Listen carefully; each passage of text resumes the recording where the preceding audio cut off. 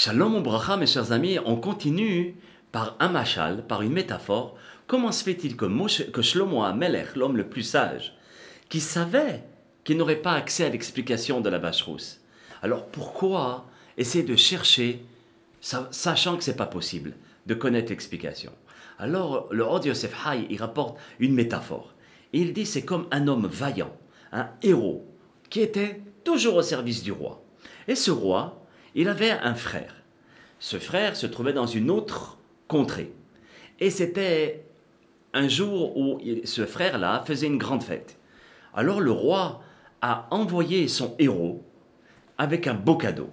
Très bien, il est parti, le héros, il est parti chez le frère du roi. Tout le monde était installé, il y avait plein de monde. Et à ce moment-là, même le frère du roi, lui aussi, il avait un héros. Lui aussi, il avait quelqu'un, un homme qui était vaillant et très très fort.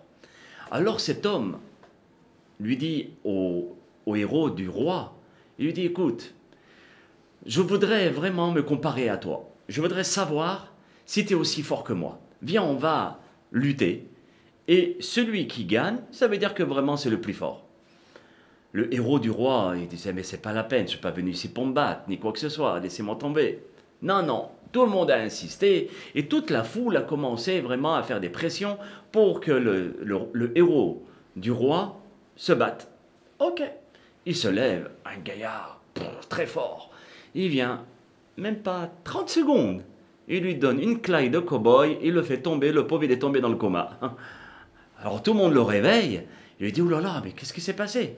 Il dit, alors si tu savais, d'accord, que tu allais te faire battre, pourquoi tu es venu te battre?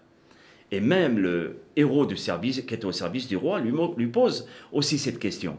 Si tu savais que j'étais très très fort, alors pourquoi te comparer? Alors il lui dit, écoute bien, tout le monde disait, non, non, tu es capable, le héros du roi, il est devenu faible, et toi, tu es encore plus fort que lui. Je te dis que tu es encore plus fort que lui. Alors j'ai voulu prouver à tout le monde ici présent que toi, tu étais le plus fort.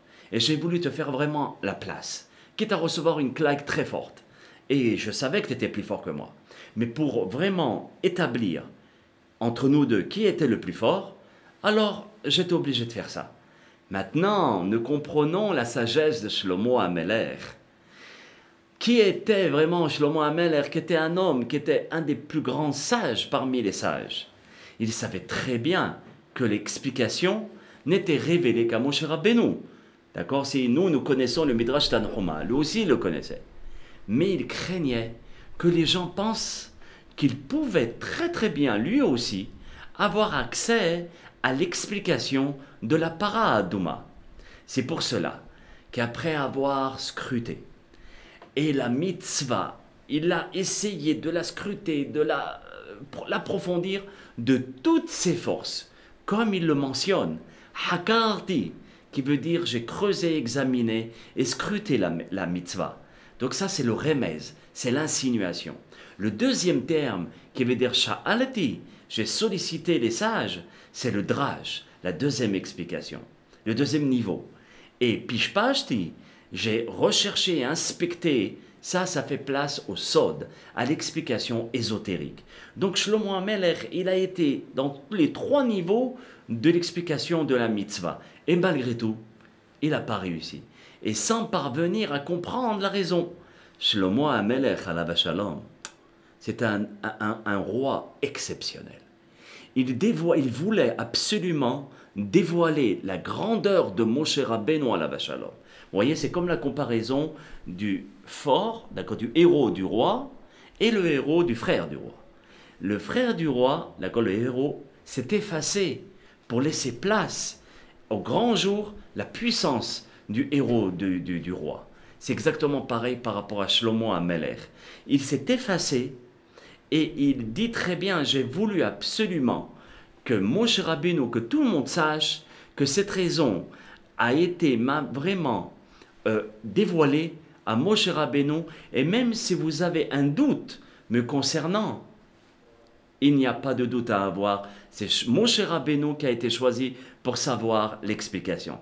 Et c'est pour cela que Shlomo HaMelech alav shalom, il emploie ces trois adjectifs, Hakarti, Sha'alti, Pishpashti, pour dire que Moshe Rabbeinu alav shalom, c'est le seul qui a eu accès à l'explication de la para Aduma. Be'ezrat Hashem, nos sages nous disent qu'il y a eu 7 vaches rousses. La 8e vache rousse, qui n'aura pas plus de 2 poils, parfois il y en a, mais quand on cherche bien dans la vache, on voit un peu plus de 3 ou 4. Donc elle n'est pas cachère. Mais Be'ezrat Hashem, très bientôt, on verra la 8e vache rousse et qui nous donnera le signe que le Mashiach est là. Et Be'ezrat Hashem, il nous dévoilera, il nous libérera à tous. C'est ce qu'on souhaite, Be'ezrat Hashem, Bekarov, Amen, Ken Yehi Ratzon.